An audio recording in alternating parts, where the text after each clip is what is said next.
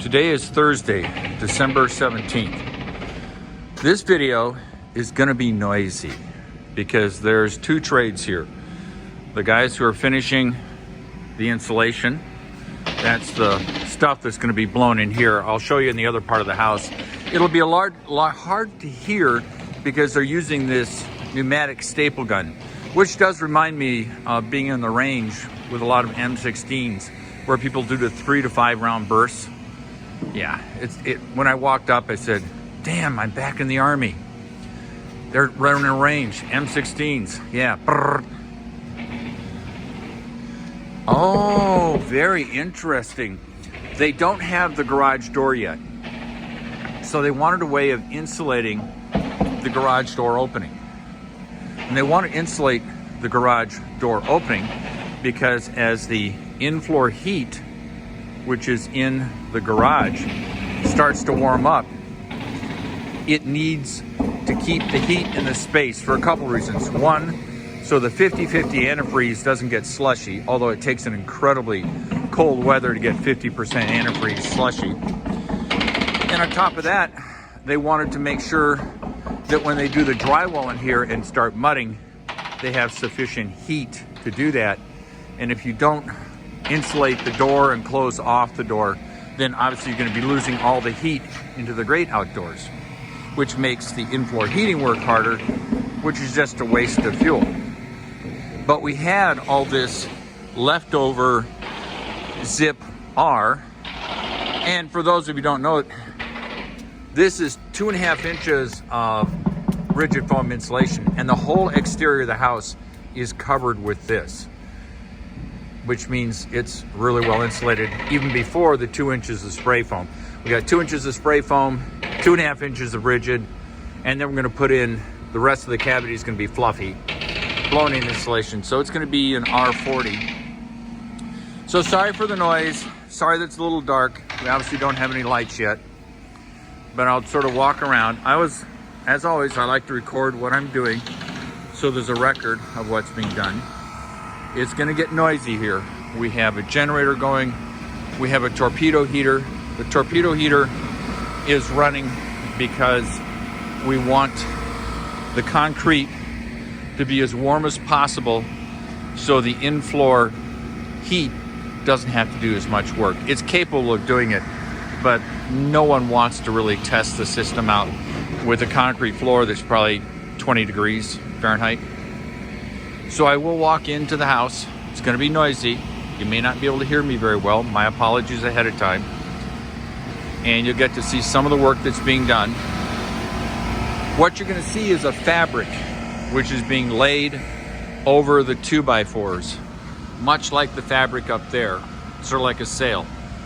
And that is to hold this blown in insulation into the space and then allow people to put drywall on it.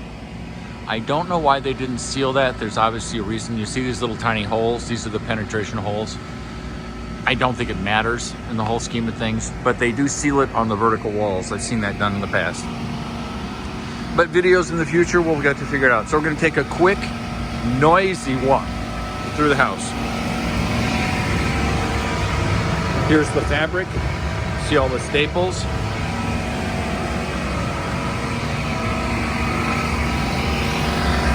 Compressor. Bullet heater.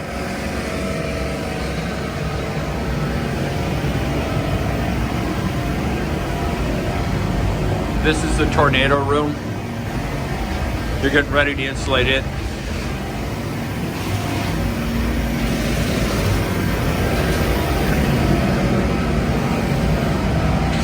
Oh yeah, they're rocking and rolling on this project.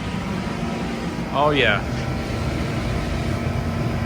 Oh man, I got a phone call halfway through this video. So you'll notice that I gotta stitch the two videos together. Sorry about that.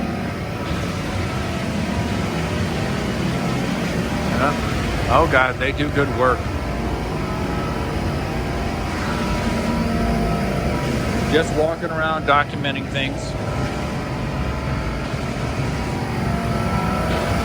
God, it's noisy in here.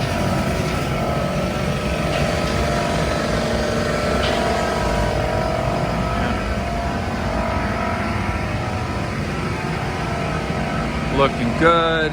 All looking good.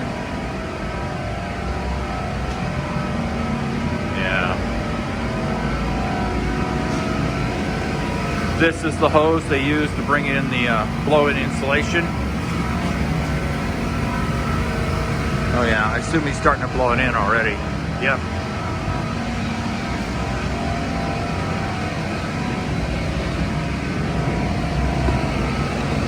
Oh, very interesting. He just pushes the pipe through the fabric and starts to blow it in. It takes some real skill to do this stuff. I know I couldn't do it. And it looks like it takes some time too to do well. You can see the insulation being driven through the pipe.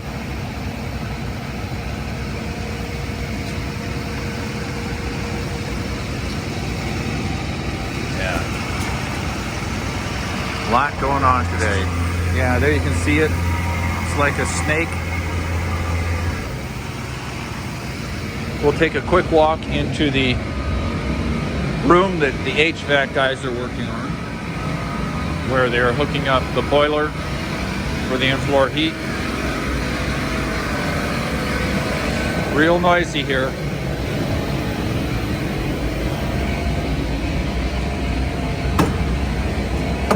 Yeah, I don't want to get in anybody's way, so I'll just do it from a distance.